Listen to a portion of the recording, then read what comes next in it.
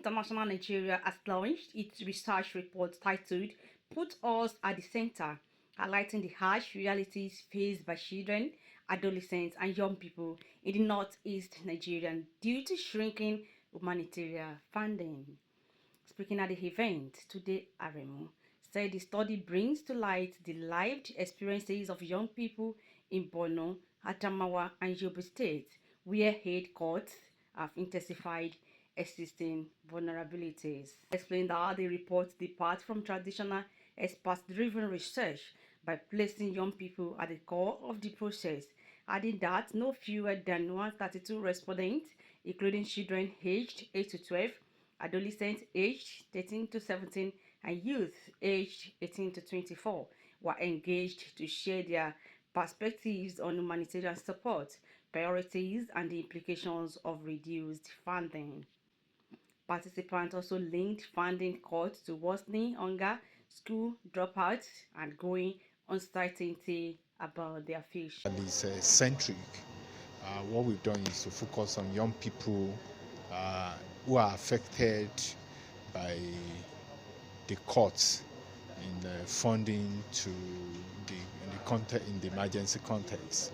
And what we did is to actually speak to not less than 132 respondents who are young people, who are adolescents, young boys, girls, adolescent boys.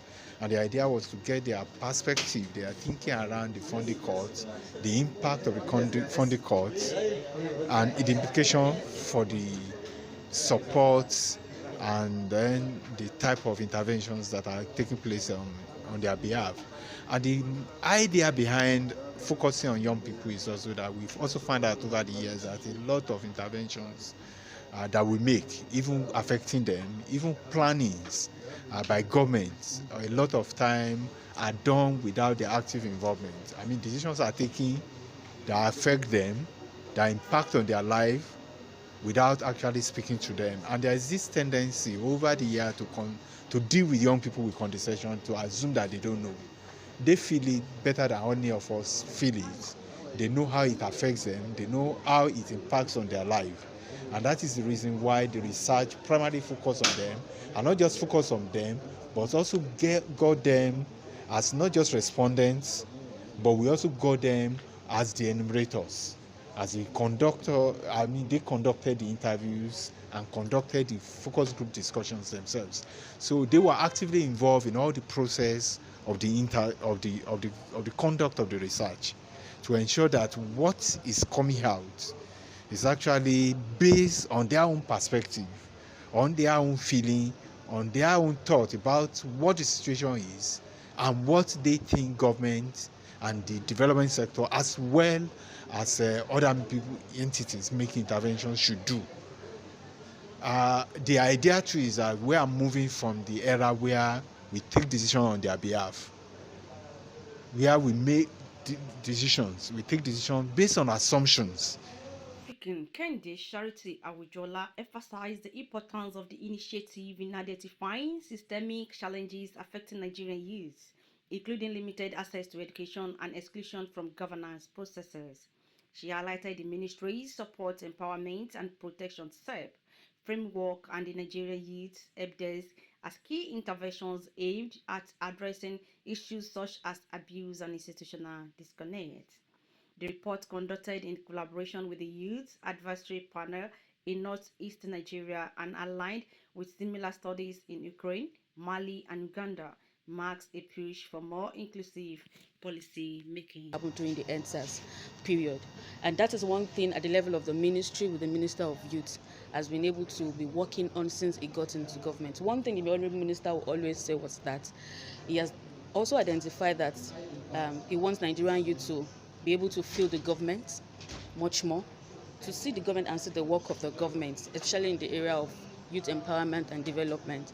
And that is why he has a work plan that we've been working on. That's been our vision and mission at the level of the ministry. We call it SEP, which is S is for support in every area to support the Nigerian youth, and then the E is for empowerment, to brought into activities, initiatives around agriculture, around IT, AI, around building capacity of young people, making them employable. A lot of them go out after NYC and they're not employable, building up their skills, and that's for empowerment. And then the third one is protection, which is also key. One of the things we are looking at, protection of the Nigerian youth. That is why we brought about, I don't know if you have heard about what we call the Nigerian Youth Help Desk. This is where a Nigerian youth can walk into whatsoever challenge you have, the police, is it police brutality, is it harassment, and we've had series of reviews and reports getting to us back, which we know that the Nigerian Youth Help Desk is really working.